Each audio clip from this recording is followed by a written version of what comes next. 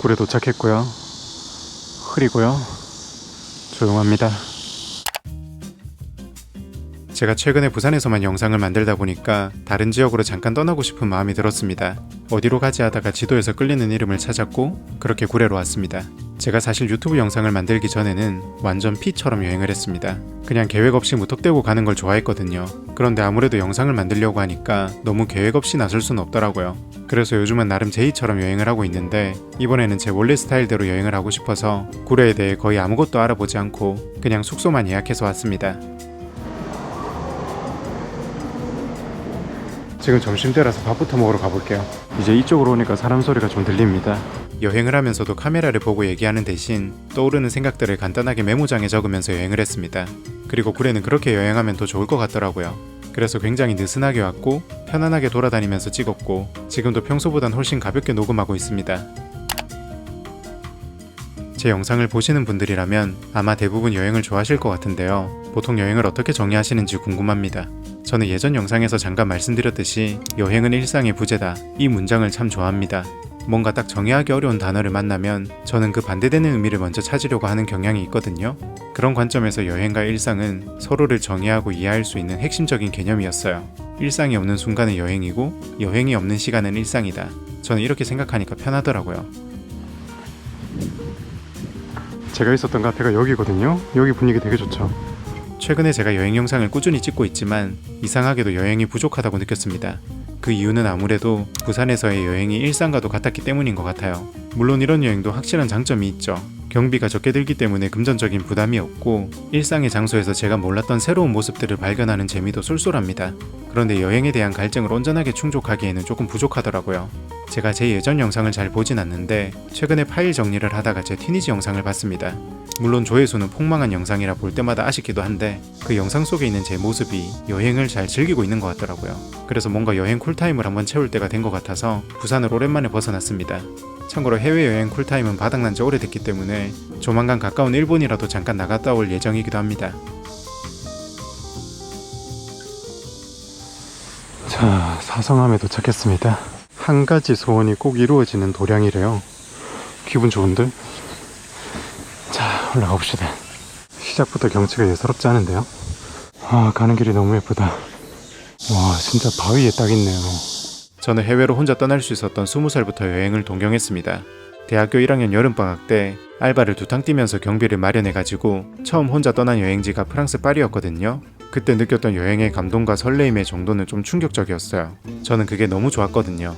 당시에는 지금처럼 유튜브가 잘 돼 있지도 않았고 여행 이미지나 정보가 넘쳐나는 시기도 아니었습니다. 심지어 그때에서는 스마트폰도 없었죠. 그래서 종이로 된 파리 지도랑 지하철 노선도를 항상 손에 끼고 살았고 여행을 마칠 때쯤에는 지도가 다 찢겨져 있었어요. 지금의 시선으로 보면 불편한 여행이었을 수 있는데 그땐 그런 생각이 전혀 없었죠. 여행지에 대한 정보가 지금보다 훨씬 없어서 오히려 선입견도 없었던 것 같아요. 그래서 보이는 그대로의 파리를 있는 그대로 흡수하면서 여행했죠. 처음 실물로 마주한 에펠탑의 모습, 거리에서 들리는 불어, 게스트하우스에서 만난 사람들, 이 모든 요소들이 너무나 새로웠어요. 한편으로는 제가 알고 있던 모든 것들이 무너지는 것 같기도 했고요. 복합적인 감정을 느낀 열흘 정도의 시간이었는데 그 여운이 생각보다 길었습니다. 여행이 이래서 좋았고 파리는 어떤 도시였고 뭐 이런 종류의 감상은 전혀 정리되지 않았지만 제가 앞으로 살면서 여행을 계속 해야 할 것만 같다는 생각은 확실하게 머리에 남았죠. 진짜 완전 초록초록 그 자체네요. 그래서 그 이후로 자주는 못했지만 나름 기회가 되는 대로 여행을 했습니다. 그렇게 꾸준하게 또 주기적으로 여행을 하면서 20대를 보낸 뒤에 아이러니하게도 제가 느낀 건 저는 일상을 참 좋아하는 사람이라는 것이었습니다. 여행을 동경했던 사람이 내린 결론치고는 제법 허무한 문장이었죠. 그러나 지금도 그 생각은 변함이 없어요.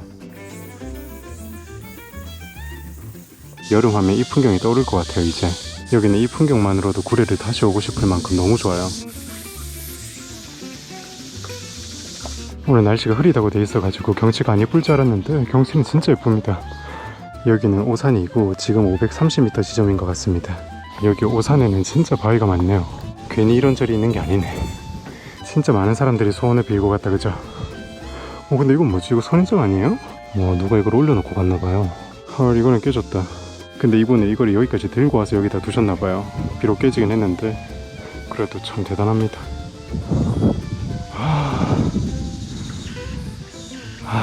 지리산 풍경 장난 없네요. 내일 지리산에 올라갈 건데 내일도 날씨가 좋으면 좋겠어요. 근데 그 소원바위 어딨지? 여기로 가는 게 아닌가? 근데 길은 나 있거든요. 소원바위 보고 소원빌로 가야 되는데 이 길이 맞나 아닌가 모르겠어요. 길이 조금 길이 나 있는 것 같으면서도 안 나 있는 것 같기도 하고.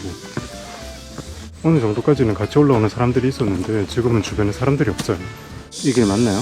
여기는 구간이 짧을 거라고 생각해가지고 물도 안 가져왔거든요. 이렇게 계속 들어가면 안 되는데 가장 위치가 좋은 데 있어야 되지 않나요? 그런 소원바위는? 뭔가 아닌 것 같아서 다시 돌아가겠습니다. 아, 길을 완전 잘못 들었네. 그럼 소원바위는 어디 있는 거죠? 와, 이거 뭐죠? 엄청 예쁜 버섯 같은 게 있어요. 내가 지금 어디 왔던 거야? 아, 이제 또 엄청 더워요. 아까 그 전망대 쪽으로 왔어요. 다시 돌아가 볼게요.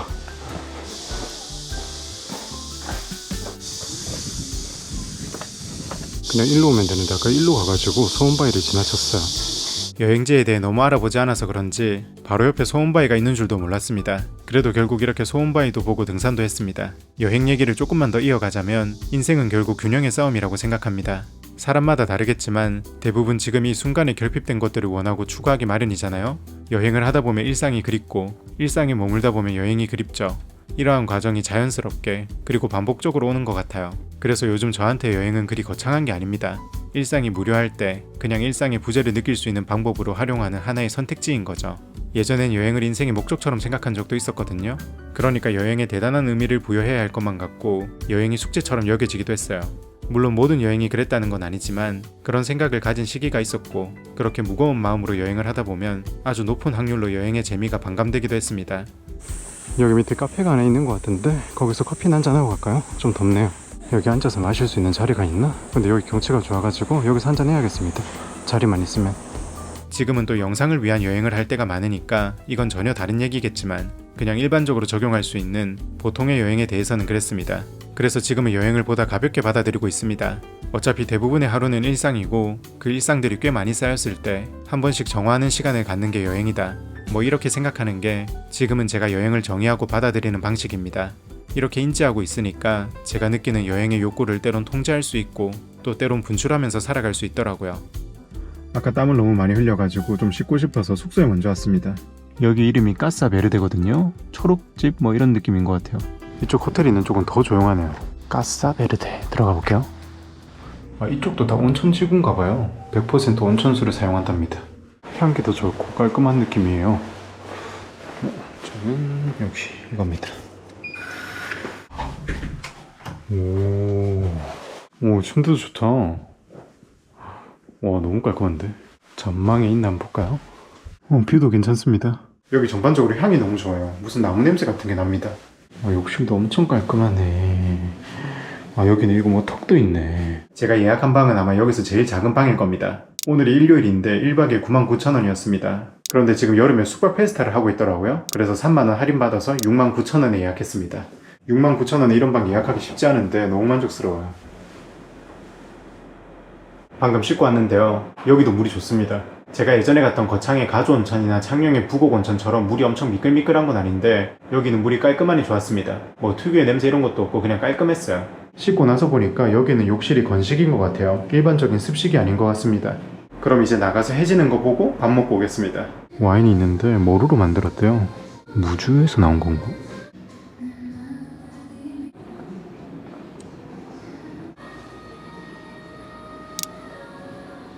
분위기는 완전 힐링입니다. 여기 오는 길에 보니까 지리산 온천랜드라고 있는데 여기는 아예 문을 닫았나봐요. 여기 길도 막아놨고 안에도 휑합니다. 저 호텔 자체가 엄청 큰데 지금은 문 닫았나 봅니다. 여기 두꺼비 다리로 왔는데요. 여기서 보면 섬진강이랑 해지는 게 잘 보일 것 같아가지고 이쪽으로 왔습니다. 여기는 걷거나 자전거로 올 수 있는 것 같아요. 와, 거미줄 살벌하네요. 저기 강 중간에 깨알같이 두꺼비 동상 있습니다. 근데 이렇게 보니까 확실히 수위가 좀 낮은 것 같아요. 요즘 비가 안 오긴 진짜 너무 안 오나 봐요. 두꺼비가 한 마리가 아니에요. 여기도 있고 여기도 있습니다. 얘는 강 수위가 높으면 잠기겠는데요. 그리고 여기 강을 따라서 데크길이 쫙 있어요. 여기 걷기도 좋네요. 이 다리가 제법 길긴 한데 여유롭게 걸어도 왔다 갔다 하는데 한 10분 정도면 충분할 것 같아요. 이쪽 길로 다 왔습니다. 여긴 또 자전거 길인가? 이쪽은 걷는 것도 좋은데 자전거 타면 더 좋을 것 같긴 해요. 다리는 이렇게 생겼습니다. 여기 제 가까이에는 잠자리들이 많고 저기는 지금 새들이 엄청 많이 날아다녀요. 저기가 제가 올라갔던 사성암인가요? 뭔가 맞는 것 같기도 한데. 너무 평화롭다. 너무 평화로워. 여기서 보니까 다리 바로 밑에도 두꺼비가 한 마리 더 있네요. 이제 다시 돌아갑시다.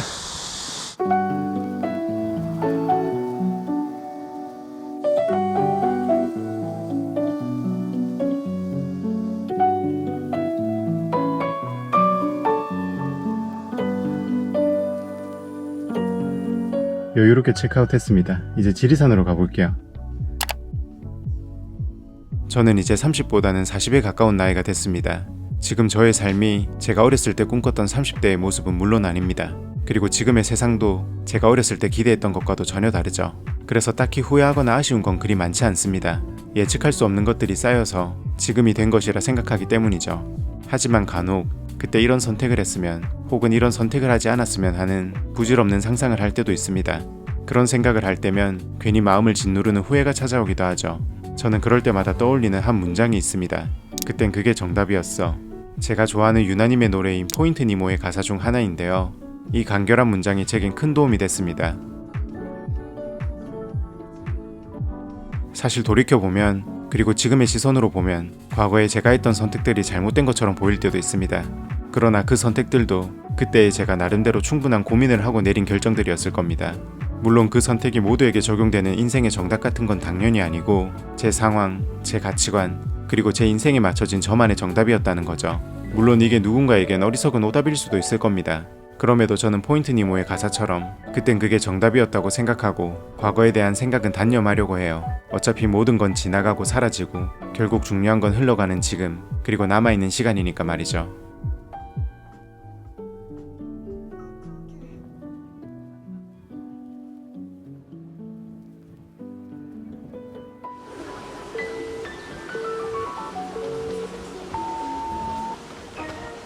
오늘 월요일인데 제가 생각한 것보다 사람이 훨씬 많습니다. 확실히 휴가철이긴 한가 봐요.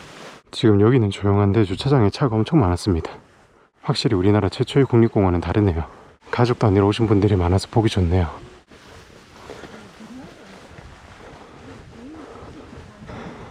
여기는 멧돼지 좀 무섭게 그려놨네요. 다른 데는 귀엽게 그려놔가지고 별로 피하고 싶은 생각이 안 들던데 저기는 좀 피하고 싶긴 하네. 인생에서 30대는 마치 여름과도 같다. 지리산을 오르면서 이런 생각이 들었습니다. 여름엔 종종 감당하기 어려운 더위에 덜컥 문 밖으로 나서기가 무섭기도 하고 뜨거운 열기 속에서 빠르게 지쳐버리기도 하죠. 한 걸음 떼기가 어렵고 때론 무기력함에 빠질 때도 있습니다. 그러나 여름의 더위를 이겨내는 데는 생각보다 큰 것들이 필요하지 않습니다. 시원한 물 한 잔, 약간의 그늘, 이따금 불어오는 바람, 이 정도면 언제든 다시 힘이 나죠. 그리고 무엇보다도 지나고 보면 힘든 시간보다 좋은 순간들이 선명해지는 계절이 여름인 것 같아요.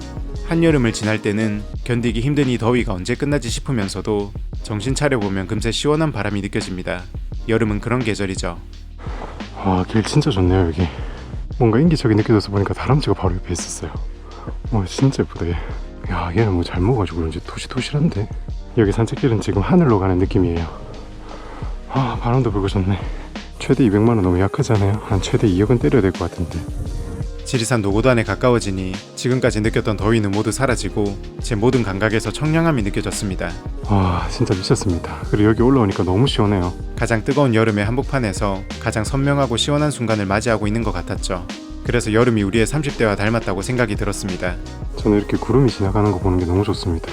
가장 뜨겁고 힘든 시기이기도 하지만 역설적이게도 가장 시원함을 느낄 수 있는 계절, 돌이켜보면 가장 선명하게 기억되는 계절, 그래서 약간의 두려움을 이겨내고 결국 세상과 자연을 마주해야 하는 계절, 그런 계절이 여름이고 그런 인생이 30대다. 구례에서 적은 제 메모장의 마지막 문장이었습니다. 그럼 이번 여행은 여기서 마치겠습니다.